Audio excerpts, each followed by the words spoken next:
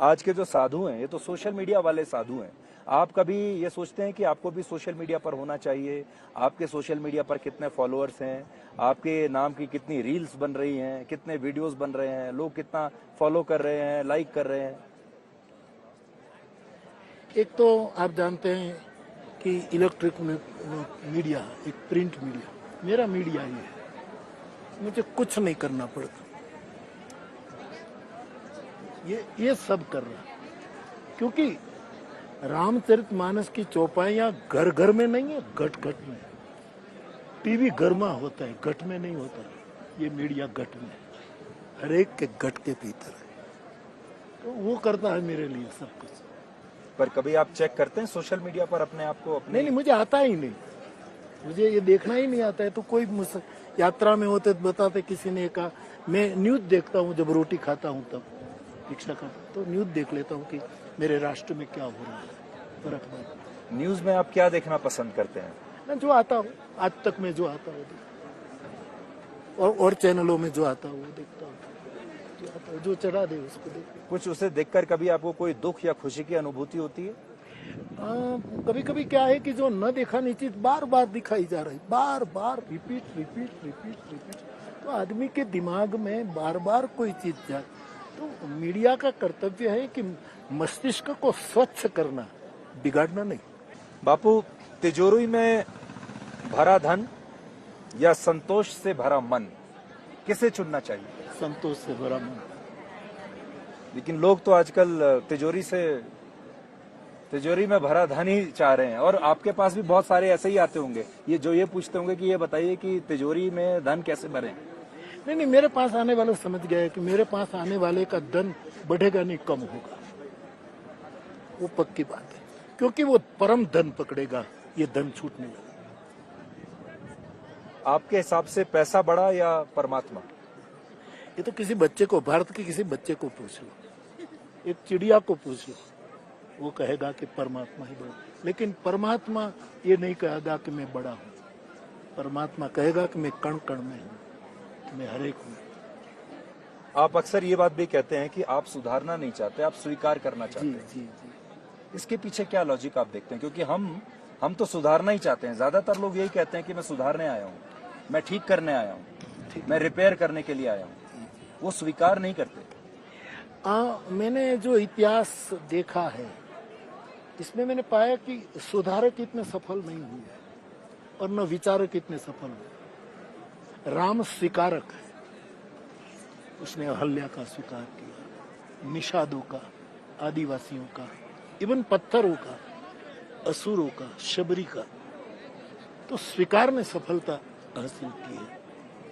सुधार थक जाते हैं। आदमी का चाहिए कि खुद को सुधारे और सबका स्वीकार करे।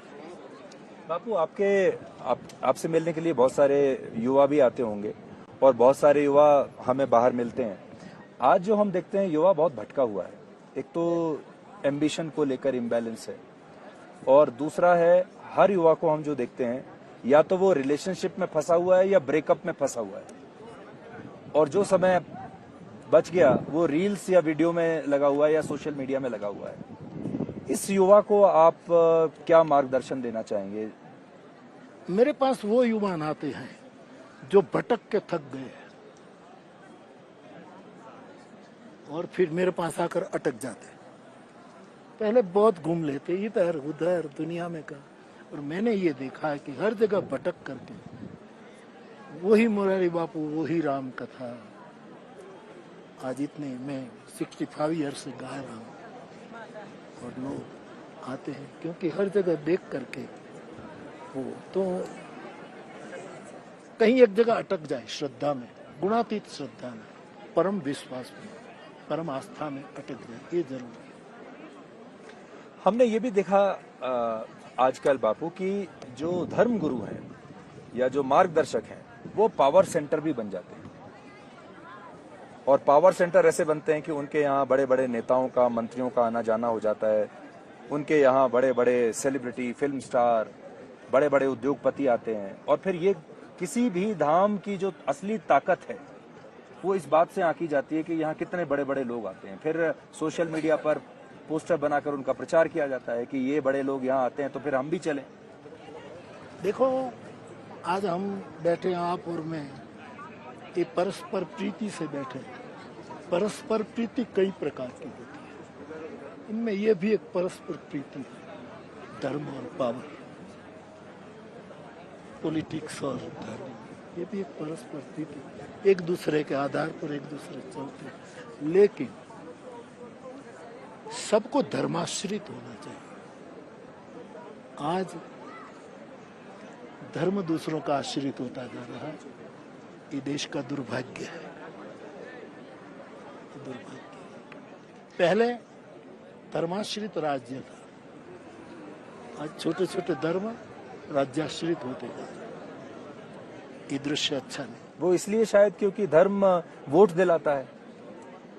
कहा ना कि सबकी अपनी अपनी रीत है, वो क्या चाहते हैं।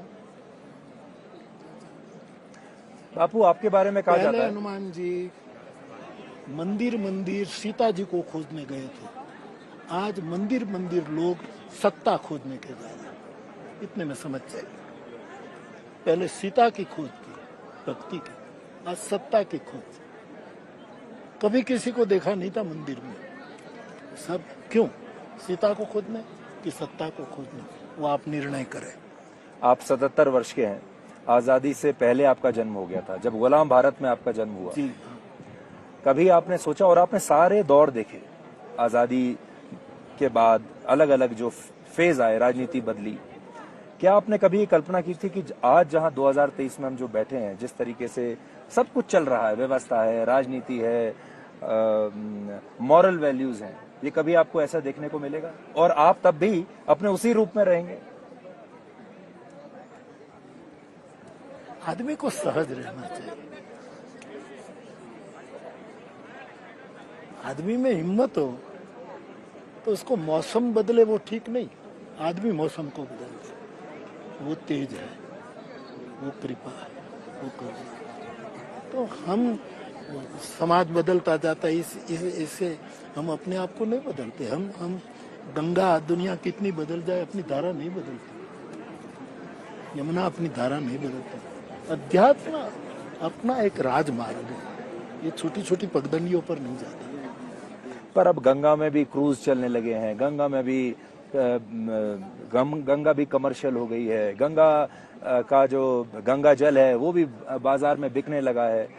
ऐसे में जब गंगा जल बाजार में भी बिक रहा है एक प्रोडक्ट की तरह, और गंगा के साथ जो आस्था है, वो दोनों साथ साथ कैसे चले? नहीं, ये गंगा जी की मुझे चिंता जरूर है, क्योंकि मैं ये गंगा जो है ये सनातन धर्म की साक्षी है।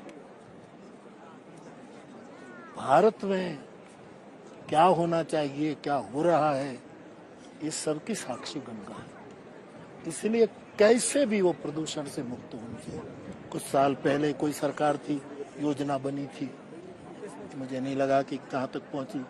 आज भी गंगा शुद्धिकरण का, लेकिन मैं गंगा जल पीता इसीलिए नहीं, गंगा कोई एक धर्म की नहीं है, और मानस के आधार पर कहने दो, गंगा नदी भी नहीं, गंगा एक सबको स्वीकार करने वाला सनातन प्रवाह है। तो उसका व्यापार नहीं होना चाहिए, प्रसाद होना चाहिए। आपको अपने बारे में कभी ऐसा लगता है कि लेकिन एक बात बीच में ये भी कि आज मिनरल वाटर बिके जा रहे हैं, तो कम से कम गंगा जल सबके घर में ये जाए तो बेटर भी है। बिल्कुल।